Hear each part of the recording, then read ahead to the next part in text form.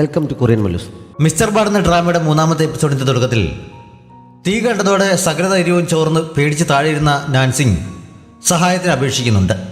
അവളുടെ വിളി ഷോപ്പിംഗ് മാളിൽ ഇരിക്കായിരുന്ന ശാവതിയുടെ അടുത്ത് മുമ്പത്തെ പോലെ തന്നെ എത്തുന്നു. നിമിഷങ്ങൾക്കുള്ളിൽ അവൻ അവിടെ നിന്ന് അപ്രത്യക്ഷമാവുകയും ചെയ്യുന്നു. അവനെ നിരീക്ഷിച്ചുകൊണ്ട് കുറച്ചപ്പുറം നിൽക്കുകയായിരുന്ന സിസി അവൻ എങ്ങോട്ട് പോയി എന്നറിയാതെ ആകെ അമ്പരക്കുന്നു. നാൻസിങ്ങിന്റെ അടുത്തെത്തിയപ്പോൾ ശാവതിക്ക് കാര്യം മനസ്സിലാകുന്നുണ്ട്. അങ്ങനെയാണ് അവൻ അക്രമികൾക്ക് നേരെ കല്ലുകൊണ്ടുള്ള പ്രയോഗം നടത്തിയത്. അതിനുശേഷം അവർക്കരികിലേക്ക് ചെന്ന് അവൻ അവരെ ശരിക്കും പെരുമാറുന്നു. എല്ലാവരും എഴുന്നേൽക്കാൻ വയ്യാത്ത വിധം താഴെ വീണപ്പോൾ കരഞ്ഞുകൊണ്ടിരിക്കുന്ന നാൻസിങ്ങിന്റെ അടുത്തെത്തി ഇനി പേടിക്കാനൊന്നുമില്ല എന്ന് പറഞ്ഞ് അവൻ സമാധാനിപ്പിക്കുന്നു. അപ്പോഴൊക്കെ പോലീസ് എത്തുന്നതിനാൽ അവൻ അവിടെ നിന്ന് പോകുന്നു. പോലീസുകാർ കള്ളന്മാരെ അറസ്റ്റ് ചെയ്ത ശേഷം നാൻസിങ്ങിനെ തങ്ങി പിടിച്ച് വണ്ടിയിലേക്ക് കൊണ്ടുപോകുന്നു.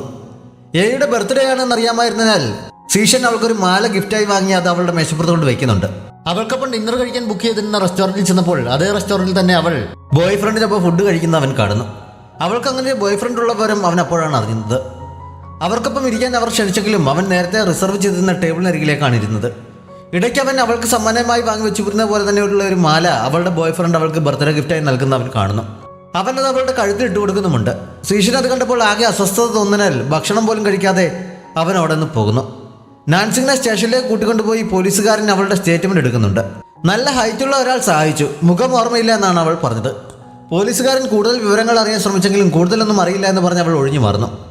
അവനിവിടെ പ്രത്യേകിച്ച് ഐഡന്റിറ്റി ഒന്നും ഇല്ലാത്തതിനാൽ അവൻ പോലീസുകാരുടെ മുന്നിൽ വന്നുപെട്ടാൽ അത് കൂടുതൽ കുഴപ്പങ്ങൾ ഉണ്ടാക്കിയാലെന്ന് കരുതിയാണ് അവൾ അങ്ങനെ പറഞ്ഞത്. വീട്ടിൽ കൊണ്ടാക്കാമെന്ന് അയാൾ പറഞ്ഞെങ്കിലും തനിച്ചു പോയിക്കൊള്ളാമെന്ന് പറഞ്ഞ് അവൾ വേഗം അവിടെ നിന്ന് പോകുന്നു. അവൻ ആ സമയത്ത് എങ്ങനെ അവിടെ എത്തി, അവിടെ നിന്ന് എങ്ങോട്ടാണ് പോയത് എന്നൊക്കെ ചിന്തിച്ചുകൊണ്ടാണ് അവൾ വീട്ടിലെത്തിയത്. പക്ഷെ അവൾ ചെല്ലുമ്പോൾ അവൻ വീട്ടിലുണ്ടായിരുന്നു. ഈ അവൻ അടിച്ചു മാറ്റിയിരുന്നത് അവൾ അറിഞ്ഞിരുന്നില്ല.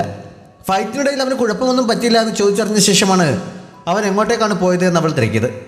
എൻ്റെ ഒരു സാധനം എടുക്കാൻ പോയതാണെന്ന് പറഞ്ഞ് ചാക്കിട്ട് നിറയിരിക്കുന്ന ക്യാഷ് കാണിച്ചു കൊടുത്തപ്പോൾ അവൾ ഞെട്ടുന്നു. ഇനിയെങ്കിലും നിനക്കെന്നെ വിളിച്ചു വരുത്തുമ്പോൾ സമയവും കാലവും ഒക്കെ ഒന്ന് ശ്രദ്ധിച്ചുകൂടെ? ഇതൊക്കെ നഷ്ടപ്പെട്ടിരുന്നെങ്കിൽ നിനക്ക് താങ്ങുമായിരുന്നു എന്നും അവൻ ചോദിക്കുന്നു. ഇത്രയും പണം നിനക്ക് എവിടെ നിന്നാണ്? നീ വല്ല ബാങ്കും കൊള്ളയടിച്ചോ എന്ന് അവൾ പേടിയോടെ ചോദിക്കുന്നു. ജേഡ് പെയിന്റിന്റെ പണയം വെച്ചപ്പോൾ കിട്ടിയതാണ് ആ തുക എന്നവൻ അറിയിക്കുന്നു. അവൻ എങ്ങനെ അവിടെ എത്തിയെന്നതിനെ കുറിച്ച് അവൾ വീണ്ടും ചോദിച്ചപ്പോൾ അവളുടെ ശബ്ദം മുമ്പത്തെ പോലെ കേട്ട് വിവരം അവൻ അറിയിക്കുന്നു. രണ്ട് സിറ്റുവേഷൻസും ഏകദേശം ഒരുപോലെയുള്ളതായിരുന്നു. രണ്ടവസരങ്ങളിലും നിനക്കൊരു ഹീറോയുടെ സഹായം വേണ്ടി വന്നപ്പോഴാണ് ഞാൻ ഇവിടെ എത്തിയത് എന്നവൻ പറയുന്നു. വില്ലനായി അവൻ സ്വയം ഹീറോ എന്ന് പറയുന്നത് കേട്ടപ്പോൾ നാൻസിങ്ങിന് ചിരി വന്നെങ്കിലും അവളത് കൺട്രോൾ ചെയ്യുന്നു. മാത്രമല്ല, എന്നെ ഇതുപോലെ സഹായിക്കാൻ വേണ്ടിയാണ് ഇവരെ ദൈവം അയച്ചതെങ്കിൽ ഇനി എനിക്ക് ഒന്നും പേടിക്കാതെ ഏത് സാഹചര്യത്തിൽ വേണമെങ്കിലും ഇടപെടാമെന്ന് മനസ്സിൽ അവൾ വിചാരിക്കുന്നുമുണ്ട്. പുറത്തോട്ടൊന്നും പറഞ്ഞില്ലെങ്കിലും അവളുടെ മുഖത്തെ ചിരി കണ്ടപ്പോൾ തന്നെ അവളുടെ ചിന്ത അവന് മനസ്സിലാകുന്നുണ്ട്. ഞാനുണ്ടെന്ന് കരുതി എന്തെങ്കിലുമൊക്കെ കുഴപ്പത്തിൽ ചെന്ന് ചാടാമെന്ന് നീ വിചാരിക്കേണ്ട എന്നവൻ അപ്പോൾ തന്നെ വാണിംഗ് കൊടുക്കുന്നു. ഇനി നീ എന്തെങ്കിലും കുഴപ്പത്തിൽ ചാടി എന്നെ വിളിച്ചു വരുത്തിയാൽ ഞാൻ നിന്നെ സഹായിക്കില്ല എന്നും അവൻ പറയുന്നു. അതിനുശേഷം അവൻ ഉറങ്ങാനായി അവളുടെ മുറിയിലേക്ക് പോകാൻ തുടങ്ങിയപ്പോൾ അവൾ അവനെ പിടിച്ചു നിർത്തിയിട്ട് അവരുടെ ഫ്ലാറ്റിന് നേരെ ഓപ്പോസിറ്റുള്ള ഒരു ഫ്ലാറ്റ് അവനെ തുറന്നു കൊടുക്കുന്നു. അതും അവരുടെ തന്നെയാണ്. കുറേ കാലമായി ഉപയോഗിക്കാതെ പൂട്ടിയിട്ടിരിക്കുകയായിരുന്നു. താമസിക്കുന്നതിന് റെൻ്റൊന്നും തരേണ്ട ആവശ്യമില്ല, പക്ഷെ പകരമായി തോന്നുമ്പോഴൊക്കെ അപ്പുറത്തേക്ക് കയറി വരരുത്. എൻ്റെ അമ്മ നിന്നെ കണ്ടാൽ എനിക്ക് നല്ലൊരു എക്സ്പ്ലനേഷൻ കൊടുക്കാൻ കഴിയില്ല എന്നവൾ പറയുന്നു. ഞാൻ എന്തിനാണ് നിന്റെ ഫീലിങ്സ് കണക്കിലെടുക്കുന്നത്? അങ്ങനെ ചെയ്യണമെന്നുണ്ടെങ്കിൽ അതിന് പകരമായി നീ എന്തെങ്കിലും തന്നേ പറ്റൂ എന്നവൻ പറയുന്നു. അവളതിന് സമ്മതമില്ലാത്ത പോലെ നിന്നപ്പോൾ എങ്കിൽ പിന്നെ ഞാൻ അപ്പുറത്ത് തന്നെ കിടന്നോളാം എന്ന് പറഞ്ഞ് അവൻ അവളുടെ മുറിയിലേക്ക് പോകാനിരിക്കുന്നു. നാൻസിങ്ങിന് അവൻ പറയുന്ന കണ്ടീഷൻസ് അനുസരിക്കാതെ വേറെ നിവൃത്തിയില്ലായിരുന്നു. അവൾ അവനെ പിടിച്ചു നിർത്തി എന്താണ് ആവശ്യമെന്ന് ചോദിക്കുന്നു. ഒരു സ്മാർട്ട് ഫോൺ വേണമെന്നായിരുന്നു അവൻ്റെ ആവശ്യം. സ്മാർട്ട് ഫോൺ എന്താണെന്ന് നിനക്ക് അറിയാമോ എന്ന് അവൾ ചോദിച്ചപ്പോൾ അവൾക്കറിയാവുന്നതിനേക്കാൾ കൂടുതൽ വിവരങ്ങൾ സ്മാർട്ട് ഫോണിനെ കുറിച്ച് അവൻ അവൾക്ക് പറഞ്ഞു കൊടുക്കുന്നു. നാൻസിങ് ശരിക്കും അന്തം വിടുന്നുണ്ട്. എനിക്ക് നല്ല മെമ്മറി പവറാണ്, അതുകൊണ്ട് അസൂയപ്പെടേണ്ട കാര്യമില്ല എന്നവൻ അവളുടെ എക്സ്പ്രഷൻ കണ്ടപ്പോൾ പറയുന്നുണ്ട്. എൻ്റെ കയ്യിൽ ഒരു സ്പെയർ ഫോൺ ഉണ്ട്, അത് തരാമെന്ന് അവൾ പറഞ്ഞപ്പോൾ ഇനി മുതൽ ഇടയ്ക്കിടെ ഇങ്ങോട്ടേക്ക് കയറി വന്ന് എന്നെ ഡിസ്റ്റർബ് ചെയ്യരുത്.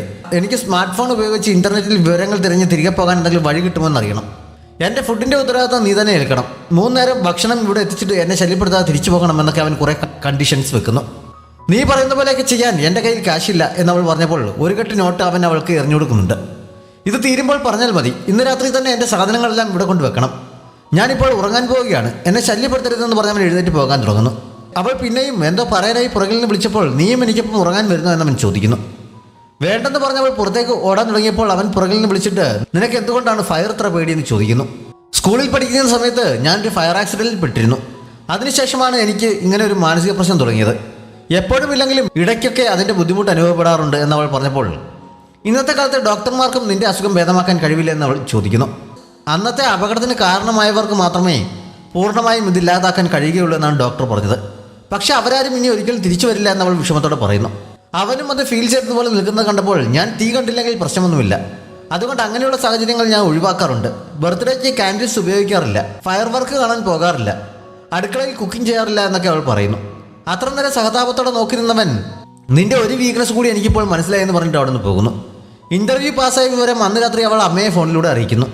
ആ സന്തോഷം ആഘോഷിക്കാൻ നാളെ തന്നെ ഞാൻ മടങ്ങി വന്നാലോ എന്ന് അമ്മ ചോദിച്ചെങ്കിലും ട്രിപ്പ് കഴിഞ്ഞ് വന്നാൽ മതിയെന്ന് അവൾ പറയുന്നു.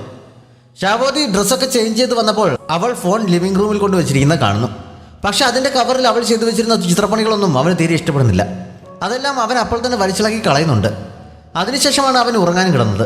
2 ഫ്ലാറ്റിലാണെങ്കിലും രണ്ടുപേരുടെയും ബെഡ്റൂം അടുത്തടുത്ത് തന്നെയാണ്. നാൻസിങ് അടുത്ത ദിവസം രാവിലെ ജോലിക്ക് പോകാൻ റെഡിയായി അച്ഛനോടും അനിയനോടും ജോലി കിട്ടിയ വിവരം പറഞ്ഞ് ബാക്കി വിശേഷങ്ങൾ വൈകിട്ട് പറയാമെന്നൊക്കെ പറഞ്ഞ് സന്തോഷത്തോടെയാണ് പോകാൻ ഇറങ്ങിയത്. മുറിക്ക് പുറത്തിറങ്ങി കഴിഞ്ഞപ്പോഴാണ് ഷാവോദിയുടെ കാര്യം അവൾ ഓർക്കുന്നത്. ഒന്ന് നോക്കിയിട്ട് പോയേക്കാമെന്ന് കരുതി അവൾ അവൻ്റെ വാതിലിൽ മുട്ടുന്നു. അവൻ ഫോണിൽ എന്തൊക്കെയോ തിരഞ്ഞുകൊണ്ട് ലിവിംഗ് റൂമിൽ തന്നെ ഇരിപ്പുണ്ടായിരുന്നെങ്കിലും കുറച്ച് പതുക്കെയാണ് വാതിൽ തുറക്കാൻ എഴുന്നേറ്റിയെന്നത്. അവൻ വാതിൽ തുറക്കാൻ താമസിച്ചതുകൊണ്ട് അവൾ തുറന്ന് അകത്തേക്ക് കയറിയപ്പോൾ അവൻ വാതിലിന് പുറകിൽ മറങ്ങി നിൽക്കുന്നു.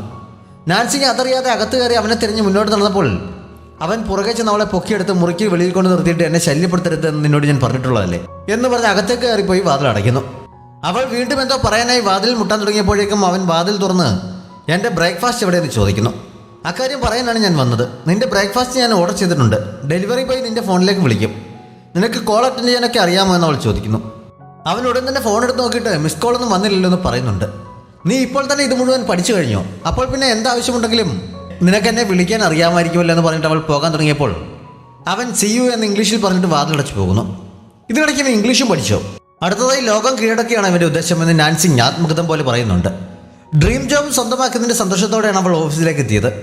പ്രസിഡന്റിന്റെ ഓഫീസിൽ ആരും ഇല്ലാതിരുന്നതിനാൽ അവൾക്ക് റിസപ്ഷനിൽ കുറച്ച് സമയം വെയിറ്റ് ചെയ്യേണ്ടി വരുന്നുണ്ട്. ആ സമയത്ത് കുറച്ച് ഫിസിക്കൽ സ്ട്രെങ്ത് ആവശ്യമുള്ള രീതിയിൽ കാർഡ്ബോർഡ് ബോക്സുകൾ പൊക്കിയെടുത്ത് കൊണ്ടുപോകാനും ഫ്ലെക്സ് ബോർഡുകൾ നീക്കിവെക്കാനും ഒക്കെ അവൾ അവിടുത്തെ സ്റ്റാഫിനെ ഹെൽപ്പ് ചെയ്യുന്നുണ്ട്. പ്രസിഡന്റിന്റെ ഓഫീസിൽ ഇൻചാർജ് ജിയോ എന്ന ലേഡിക്കാണ്. അവർ മറ്റ് 2 സ്റ്റാഫിനെയും അവൾക്ക് പരിചയപ്പെടുത്തി കൊടുക്കുന്നു. കൂടാതെ അവിടുത്തെ ജോലിയുടെ കാര്യങ്ങളൊക്കെ അവൾക്ക് പറഞ്ഞ് മനസ്സിലാക്കി കൊടുക്കുന്നുണ്ട്. കൂടാതെ ഓരോ ഡിപ്പാർട്ട്മെന്റിലും ജിയോ അവളെ കൊണ്ടുവന്ന് പരിചയപ്പെടുത്തി കൊടുക്കുന്നു. അവൾ രാവിലെ സഹായിച്ച പെൺകുട്ടികൾ പബ്ലിഷിംഗ് ഡിപ്പാർട്ട്മെന്റിലാണ്. അവർ അങ്ങോട്ട് കയറി അവളെ പരിചയപ്പെട്ടിട്ട് അവൾ നല്ല സ്ട്രോങ് ആയതുകൊണ്ട് ഇനിയും അവളുടെ സഹായം ആവശ്യം വരുമ്പോൾ ചോദിച്ചോട്ടെ എന്ന് ചോദിക്കുന്നുണ്ട്. ആ സമയത്താണ് CEO എ അവിടേക്ക് വന്നത്. ജിയോ നാൻസിങ്ങിന് പരിചയപ്പെടുത്തി കൊടുത്തപ്പോൾ അവളോട് ഓഫീസിലേക്ക് വരാൻ പറഞ്ഞിട്ട് എ അകത്തേക്ക് പോകുന്നു. നാൻസിങ് പേടിച്ചതുപോലെ നിൽക്കുന്ന കണ്ട് ഞാൻ നിന്നെ തിന്നുകയൊന്നുമില്ല എന്ന് എ തിരിഞ്ഞെന്ന് പറയുന്നു. നാൻസിങ് പേടിച്ചാണെങ്കിലും പുറകെ ചെല്ലുന്നുണ്ട്. എ ഓഫീസിലെത്തിയപ്പോൾ തലേ ദിവസം സീഷൻ മേശപ്പുറത്ത് വെച്ചിരുന്ന കത്ത് മാത്രം അവിടെ ഇരിപ്പുണ്ട്. ജ്വൽ ബോക്സ് അവൻ തിരിച്ചെടുത്തുകൊണ്ട് പോയി എന്നാണ് തോന്നുന്നത്. നാൻസിങ് അവൾക്ക് പുറകെ ഓഫീസിലെത്തിയതിനാൽ അവൾ അപ്പോൾ അത് തുറന്നു നോക്കുന്നില്ല. നാൻസിങ്ങിൻ്റെ ബയോഡാറ്റ ഞാൻ വായിച്ചിരുന്നു. പ്രസിഡന്റിൻ്റെ അസിസ്റ്റൻ്റ് ആവാനുള്ള ക്വാളിഫിക്കേഷൻസ് ഒന്നും നിനക്കില്ലാന്ന് എനിക്കറിയാം. എന്നിട്ട് ഞാൻ നിന്നെ സെലക്ട് ചെയ്തത് എന്തുകൊണ്ടാണെന്ന് അറിയാമോ? ഇൻ്റർവ്യൂ സമയത്ത് നീ ഒരു അത്ലറ്റ് ആയതുകൊണ്ട് എന്തൊക്കെ സംഭവിച്ചാലും പ്രതീക്ഷ കൈവിടില്ല എന്ന് പറയുന്നത് ഞാൻ കേട്ടിരുന്നു. നിനക്ക് ശരിക്കും അതിന് കഴിഞ്ഞാൽ ഈ ജോലിക്ക് നീ അർഹയാണെന്ന് എ അവളോട് പറയുന്നു. നിനക്കതിന് കഴിയുമോ എന്ന് എ ചോദിച്ചപ്പോൾ എന്ത് മറുപടി പറയണമെന്നറിയാതെ നാൻസിങ് ഇങ്ങനെ ഇരിക്കുകയാണ്. നീ എൻ്റെ മുന്നിലിരുന്ന് ഇത്രയ്ക്ക് ടെൻഷൻ അടിച്ചാൽ സീഷനെ നേരിട്ട് കാണുമ്പോൾ എങ്ങനെയായിരിക്കും? ഒരു കമ്പനിയിൽ കിട്ടാവുന്നതിൽ വെച്ച് ഏറ്റവും നല്ല ജോലിയാണ് പ്രസിഡന്റിൻ്റെ അസിസ്റ്റൻ്റ് ആവുന്നത്. കരിയർ ഡെവലപ്പ് ചെയ്യാൻ ഒരുപാട് സാധ്യതകളുണ്ട്. ഞാനും മുമ്പ് അദ്ദേഹത്തിൻ്റെ അസിസ്റ്റൻ്റ് ആയിരുന്നു എന്നൊക്കെ എ പറഞ്ഞപ്പോൾ എനിക്കറിയാം. ഞാൻ നിങ്ങളെക്കുറിച്ച് ഓൺലൈനിൽ വരുന്നതെല്ലാം വായിക്കാറുണ്ടെന്ന് അവൾ പറയുന്നു. ഞങ്ങളൊരു റിലേഷൻഷിപ്പിലാണെന്ന് വന്നിട്ടുള്ള റൂമർ ഒഴിച്ച് ബാക്കിയെല്ലാം ഏകദേശം സത്യം തന്നെയാണെന്ന് എ അപ്പോൾ പറയുന്നു. അതുമാത്രമല്ല ഫയർ ചെയ്യപ്പെടാൻ ഏറ്റവും കൂടുതൽ സാധ്യതയുള്ള ജോലിയാണ് അവളുടേത്. അതുകൊണ്ട് ശ്രദ്ധിച്ചോളം മുന്നോട്ട് നീങ്ങാനെന്നും എ മുന്നറിയിപ്പ് നൽകുന്നുണ്ട്. നാൻസിങ് ഓഫീസിൽ നിന്ന് പുറത്തുപോയ ശേഷമാണ് എ സീഷൻ്റെ കത്ത് തുറന്നു നോക്കിയത്. അവനതിൽ അവൾക്ക് ബർത്ത്ഡേ വിഷ് എഴുതിയിരുന്നു. മാത്രമല്ല ഈ വർഷം ഐസ് സ്കേറ്റിംഗ് ചെയ്യാൻ പഠിപ്പിക്കാമെന്നും എഴുതിയിട്ടുണ്ടായിരുന്നു. അവൾ പുഞ്ചിരിയോടെ അത് വായിച്ചിട്ട് മടക്കി വെക്കുന്നു. ഫയർ ചെയ്യപ്പെടാൻ ഏറ്റവും കൂടുതൽ സാധ്യതയുള്ള ജോലിയാണിത് എന്ന് എ പറഞ്ഞതിൻ്റെ അർത്ഥം കുറേ കഴിഞ്ഞ് ജിയോയോട് സംസാരിച്ചപ്പോഴാണ് നാൻസിങ്ങിന് ശരിക്കും മനസ്സിലായത്. സീഷൻ അവരുടെ ചൂടനാണ് എന്ന് കരുതി അവൻ ഇഷ്ടപ്പെടാത്ത എന്തെങ്കിലും കണ്ടാൽ അവൻ ദേഷ്യപ്പെടുകയൊന്നുമില്ല. സ്പോട്ടിൽ തന്നെ ജോലിയിൽ നിന്ന് പിരിച്ചുവിടും. നാൻസിങ്ങിന് മുമ്പ് അവൻ്റെ അസിസ്റ്റൻ്റായി വന്നവർക്കൊക്കെ ഒരു ദിവസം പോലും തികച്ചു കൂടെ നിൽക്കാൻ സാധിച്ചിട്ടില്ല. അതിനു മുമ്പേ അവരെയൊക്കെ അവൻ ഫയർ ചെയ്തിട്ടുണ്ട്. അതുകൊണ്ട് തന്നെ ഓഫീസിലുള്ള മറ്റ് സ്റ്റാഫിനൊക്കെ ഇവളും ഒരു ദിവസം പോലും തികയ്ക്കാൻ സാധ്യതയില്ലെന്നറിയാം. ആ ഒരു രീതിയിലാണ് എല്ലാവരും അവളോട് പെരുമാറിയത്. സീഷൻ എല്ലാ ദിവസവും ഓഫീസിൽ വരാറില്ല. അവൻ വന്നു കഴിഞ്ഞാൽ മാത്രമേ നാൻസിങ്ങിന് എന്തെങ്കിലും ജോലിയുള്ളൂ. മറ്റുള്ളവർക്കൊക്കെ നല്ല ജോലി തിരക്കുള്ളതിനാൽ പ്രത്യേകിച്ചൊന്നും ചെയ്യാനില്ലാതെ അവൾ അവിടെ ഇരുന്ന് ശരിക്കും ബോറടിക്കുന്നു. അവർക്കാർക്കും അവളോടൊന്നും സംസാരിക്കാൻ പോലുമുള്ള സമയമില്ല. ഫസ്റ്റ് ഡേ ആയതുകൊണ്ട് നാൻസിങ്ങിന് എന്താണ് ചെയ്യേണ്ടതെന്ന് ഒരു പിടിയുമില്ലാതെ സീറ്റിൽ തന്നെ കുത്തിയിരിക്കുകയാണ്. ഒരുപാട് സമയം കഴിഞ്ഞാണ് വെള്ളം ഇരിക്കുന്നത് എവിടെയാണെന്ന് പോലും ഒന്ന് ചോദിച്ചറിയാൻ അവൾക്ക് കഴിഞ്ഞത്. അവൾ ഒരാഴ്ച പോലും തികയ്ക്കാൻ സാധ്യതയില്ലാത്തതുകൊണ്ട് അവളുടെ ഡിപ്പാർട്ട്മെൻറ്റിലെ മറ്റ് 3 പേരും ഒരു ഗ്യാപ്പ് ഇട്ടാണ് അവളോട് സംസാരിക്കുന്നതൊക്കെ. ജോലി കഴിഞ്ഞ് മടങ്ങുമ്പോൾ രാവിലെ അങ്ങോട്ടേക്ക് വന്നപ്പോൾ ഉണ്ടായിരുന്ന സന്തോഷത്തിൻ്റെ ചെറിയ അംശം പോലും നാൻസിങ്ങിന് ഉണ്ടായിരുന്നില്ല.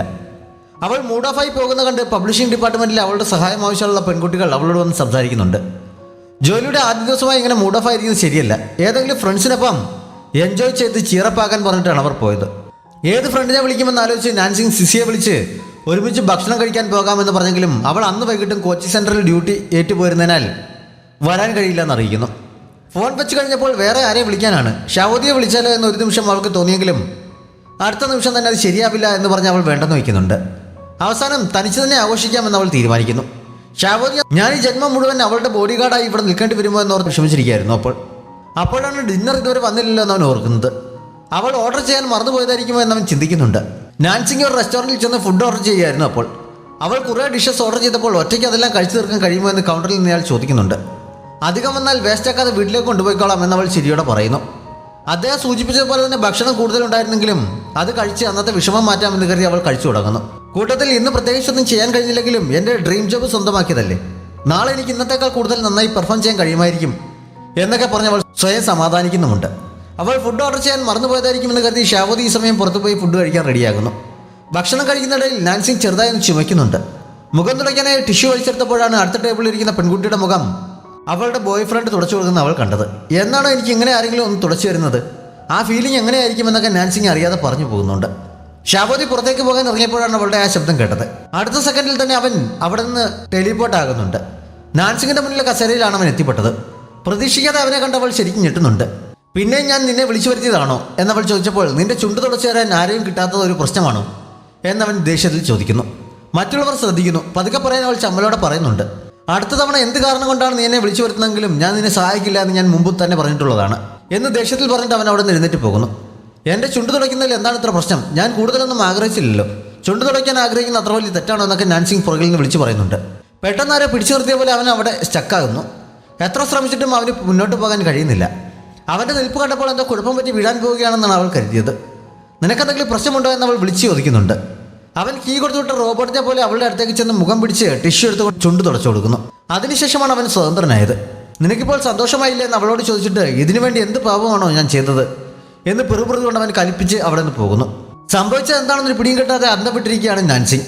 വീട്ടിലേക്ക് ബസ്സിൽ പോകുമ്പോഴും അവളുടെ ചിന്ത അതിനെക്കുറിച്ചായിരുന്നു. കാറിൽ വീട്ടിലേക്ക് പോവുകയായിരുന്ന അവനും അതിനെക്കുറിച്ച് തന്നെയായിരുന്നു ചിന്തിച്ചത്. ആദ്യത്തെ 2 തവണ സഹായം ആവശ്യമുള്ളപ്പോഴാണ് അവൾ എന്നെ വിളിച്ചു വരുത്തിയത്. ഇപ്പോൾ പക്ഷേ ഭക്ഷണം കഴിച്ചുകൊണ്ടിരുന്നപ്പോഴാണ് ഞാൻ ഇതുവരെ ശ്രദ്ധിക്കാത്ത എന്തോ ഒന്ന് ഇതിലുണ്ട് എന്നാണ് തോന്നുന്നതെന്നൊക്കെ അവൻ ചിന്തിക്കുന്നു. നാൻസിങ് അപ്പോൾ അവനെ ഇങ്ങോട്ടേക്ക് അയച്ച ഫെറിയെ കുറ്റം പറഞ്ഞുകൊണ്ടിരിക്കുകയായിരുന്നു. അയച്ചപ്പോൾ നല്ലൊരുത്തിനെ അയച്ചാൽ പോരായിരുന്നു, ഇവൻ എന്നെ പരമാവധി ചൂഷണം ചെയ്തുകൊണ്ടിരിക്കുകയാണ്, പോരാഞ്ഞിട്ട് അവൻ്റെ ദേഷ്യവും ഞാൻ കാണണം എന്നൊക്കെ അവൾ പറയുന്നു. അപ്പോഴാണ് ബസ് ഒരു ഹമ്പിൽ ചാടി അവളുടെ തല മുന്നിലെ സീറ്റിൽ ഇടിച്ചത്. എൻ്റെ കാര്യം എന്തൊരു കഷ്ടമാണ്, എനിക്കൊന്നും തല ചായ്ക്കാൻ പറ്റിയ ഒരു ഷോൾഡർ പോലുമില്ല, ആരെങ്കിലും എന്നെ സഹായിച്ചിരുന്നെങ്കിൽ എന്നൊക്കെ അവൾ നെറ്റി തടവുന്നതിനിടെ പറയുന്നു. അതിനുശേഷം മുഖമുയർത്തി കണ്ണാടിയിൽ നോക്കിയപ്പോഴാണ് എതിർവശത്ത് ഷാവോദി നിൽക്കുന്ന അവൾ കണ്ടത്. അവൾ ശരിക്കും ഞെട്ടുന്നുണ്ട്. അവൻ്റെ മുഖഭാവം കണ്ടപ്പോൾ അവൻ ഇപ്പോൾ തന്നെ കൊല്ലുമെന്ന് തോന്നിയതിനാൽ എന്നെ ഒന്നും ചെയ്യരുത്, നമുക്ക് വീട്ടിൽ ചെന്നിട്ട് സംസാരിച്ച് തീർക്കാമെന്ന് അവൾ പറയുന്നു. അവൻ സീറ്റിലേക്ക് ഇരിക്കാൻ തുടങ്ങിയപ്പോൾ ഉപദ്രവിക്കാനാണെന്ന് കരുതി അവൾ പേടിച്ച് മുഖം പൊത്തുന്നുണ്ട്. ബഹളം കേട്ട് ബസ്സിലുണ്ടായിരുന്നവരെല്ലാം അവരെ ശ്രദ്ധിക്കുന്നുണ്ട്.